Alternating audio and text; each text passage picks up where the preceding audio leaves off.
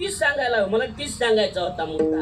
फक्त तुम्ही तिथपर्यंत पोहोचा आणि त्यांच्यावरचं प्रेम जसं मोठ्या साहेबावर केलं त्याच पद्धतीचं प्रेम जर तुम्ही इकडं आमदार साहेबावर कायमस्वरूपी टिकून ठेवलं तरीही मला असं वाटतंय की कुठल्याच गोष्टीची अडचण येणार नाही. आता कितव्यांदा आमदार आहेत साहेब? तिसऱ्यांदा आमदार आहेत, बरोबर आहे का नाही? हॅट्रिक पूर्ण झालेली. आता काही नसते, आता काय नसते. एकदा 3 झटके येऊन गेली पुन्हा मोकळ्या मनानं राहायचं असते. लक्ष द्यायला लागलंय का नाही? हा, पण राजकारण एवढ्या बी मोकळ्या मनाचं नाही, लक्षात ठेवा. लक्षात आलं का नाही? त्यामुळं एकच आहे परमार्थ. आम्ही हमेशा सांगतो, राजसत्ता जर चांगली असेल तर धर्मसत्ता टिकून राहते.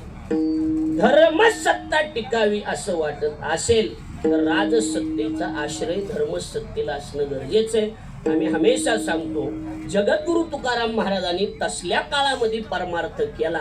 त्याचं कारण छत्रपती शिवाजी महाराज हिंदू राष्ट्र करत होते आणि हिंदुत्वाच्या बाजूने राजा उभा होता म्हणून तुकोबारायची कीर्तन त्या काळात चाललेत. लक्ष द्यायला लागलंय का नाही? हा, ध्यानात ठेवायचं की आश्रय महत्वाचा आहे. आपला मुद्दा एवढाच आहे, बिल कुणाच्या नावानं विसरलं का काय? आई वडिलाच्या नावानं बिल निघणार. वा, आता बघा इकडे लक्ष द्या. धन्य माता पिता तयाचिया. देवाच्या माग चोर लागले 2. कुणाच्या माग? देवाच्या माग चोर लागले 2. आणि चोर लागल्याच्या नंतर बोलू नका, लक्ष द्या. चोर लागल्याबरोबर देवजी पळाला भीतीनं पळाला. ती सावता महाराजाच्या मळ्यात जाऊन बसला. कुणाच्या मळ्यात? सावता महाराजाच्या मळ्यात. सावता मला लपव, सावता मला लपव. सावता महाराज म्हणले उसात लपा. नाही नाही नाही, चोर बेकार आहेत. म्हणजे कोण आहे? एका चोराचं नाव ज्ञान आहे आणि दुसऱ्या चोराचं नाव नाम आहे.